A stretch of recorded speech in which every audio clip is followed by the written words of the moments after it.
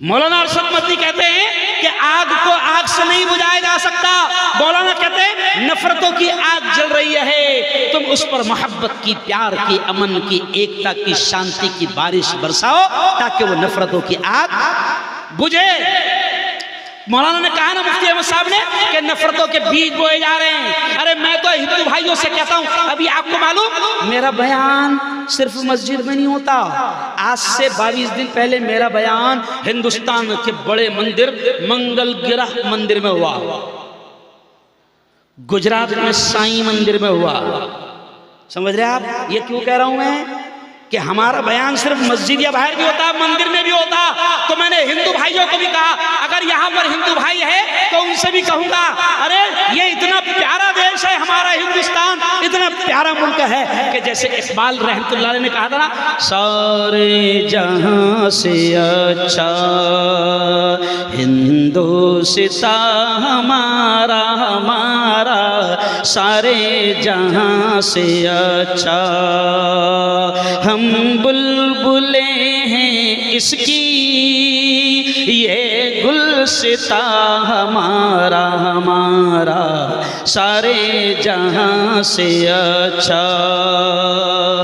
मजहब नहीं सिखाता आपस में बैर रखना, मजहब नहीं सिखाता आपस में बैर रखना। हिंदी है हम, हिंदी है हम, हिंदी है हम, वतन है हिंदुस्ता हमारा हमारा, सारे जहां से अच्छा। यानी इकबाल रहमतुल्लाह अलैह कह रहे हैं कि मजहब नहीं सिखाता आपस में बैर रखना।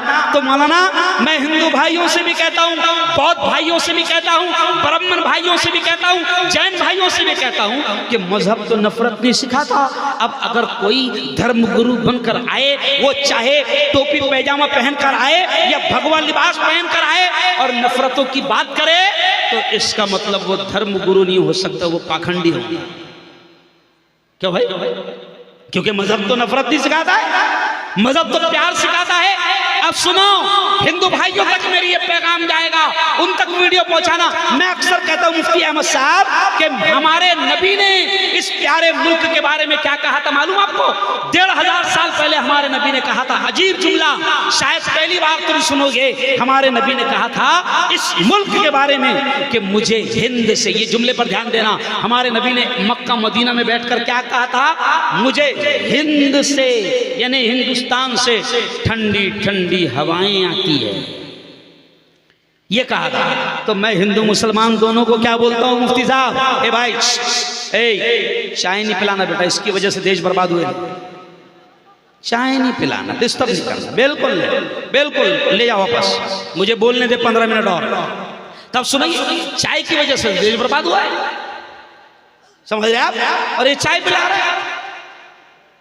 तो आप सुन लो आखिरी जुमला कि हिंदुस्तान के बारे में हमारे नबी ने कहा था, 1500 साल पहले कहा था कि मुझे हिंद से ठंडी ठंडी हवाएं आती है। तो मैं हिंदू भाइयों से भी कहता हूँ, मुसलमानों से भी कहता हूँ कि आओ हम तुम दोनों मिलकर सोचे और देखें कि कौन शैतान है जो मुल्क की ठंडी हवाओं को गर्म कर रहा है। क्यों? देखना पड़ेगा ना रतवाए वालों, बिल्कुल ऐसे ही मोहब्बत से रहना। मुफ्ती साहब ने कहा ना, हमारे नबी ने क्या कहा? जो जमीन वालों पर रहम करता है, आसमान वाला उस पर रहम करता है। और सुनो सुनो सुनो, आपके पड़ोस में रमेश भी रहता है, प्रकाश भी रहता है, कैलाश भी रहता है, गणेश भी रहता है। रतवाए वालों, नबी की तालीम पर अमल करना। नबी ने फरमाया कि जिसका पड़ोसी उसकी तकलीफों से परेशान हो, अल्लाह उसकी इबादत कबूल नहीं करता।